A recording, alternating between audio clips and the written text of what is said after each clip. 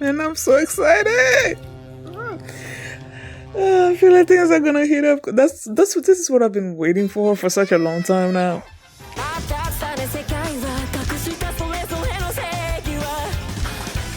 Hi everyone, I'm going to react to Spy Family Season 2, Episode 5, Episode 30, Plan to Cross the Border.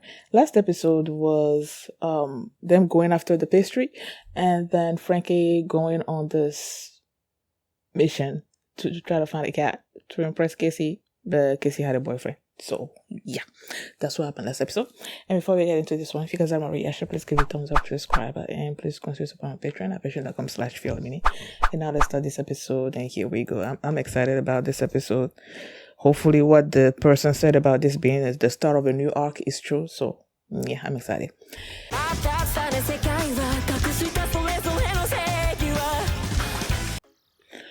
This is gonna be bad to say. Maybe I should just keep it to myself. Like when I'm watching those episodes that are sort of like fillers, I feel usually, even though I enjoyed them, I feel sleepy throughout. But when it's something that's really like interesting and like main storyline kind of an arc, that just started like this, I was so like riveted. I forgot about me wanting to go to sleep.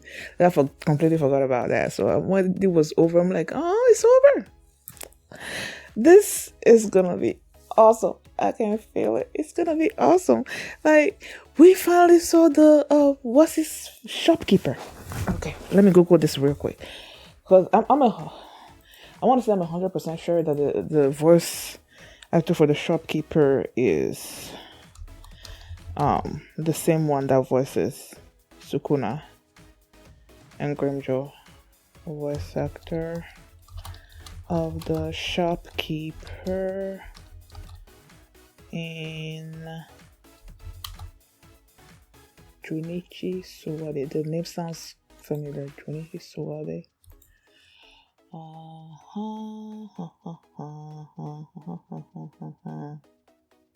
I knew it. I was right. I'm like, see, Sukuna and Grimjo. Oh, he also voices Yami. Huh. Oh, and Aizawa. How come I never thought about Aizawa? I don't know. But either way, I was right. So, yeah.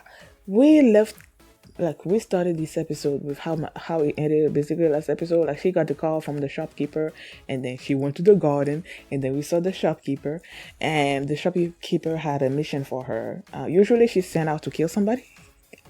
But this time around, she's sent to protect this Olka and her son. Her family has been killed, so they're not in danger. And the person that took over their organization has hired all these assassins to go after her and her son to kill them. And because the father, I guess, the previous leader, either way, that they killed, the shopkeeper said that he owed him a debt of gratitude and wana, and that's why he wanted her to go to accept this mission and everything. And he was also worried, like when she was there in the garden and everything, he attacked her out of the blue, and she evaded it and everything. But then the guy's like, I was worried that.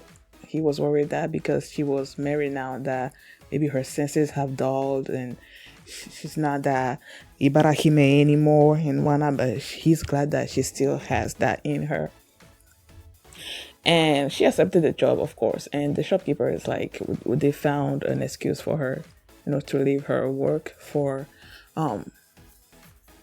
however amount of time they needed to transfer her from this boat to another ship or something, to hand her off to some place else. So she accepted, of course. And then on the other side, you had Anya and Lloyd in a supermarket of some kind, I don't know. And there was this raffle going on. And the top winner was going to go on this cruise, right? And the guy was he wanted him and his girlfriend, I guess, to win this trip. So he was gonna cheat, but because Anya can read people's minds, she figured this trick, and then she picked out the number one spot, and now she gets to go on this trip. With at first, Lloyd wanted her and Yor to go, but Yor told them about this job that she had to do and everything, and then so Lloyd's like, okay, I'm gonna go and see if they're gonna give me some time off, and she went and asked the Iron Lady, and the Iron Lady's like, yeah, go. So he's going with all of them are going. Now they're all on this boat, and they Yor and I think Yor and her work people are supposed to be first class, and Lloyd and Anya were like third. I love that when she was when she saw the boat, and she was so excited, and then when they were leading her to her room, then she opened the door, she's like her face just like changed, and she's like, I don't want to go into this jail cell or prison or something. I'm like, this girl is so funny. And then that one moment where she's telling Lloyd, let's go explore the boat before he sinks. Anya is so funny, man. Like, she is so funny. Oh my goodness. So they went the separate ways, right? Yod and the manager and a couple of people that I think don't know exactly about the underlying mission that Yod was gonna be on.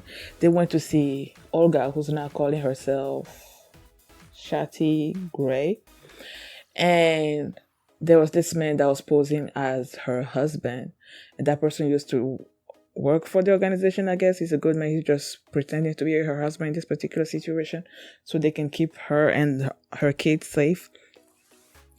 And the manager and the husband, they left the cabin, and it was just Olga and her son and Yor, right?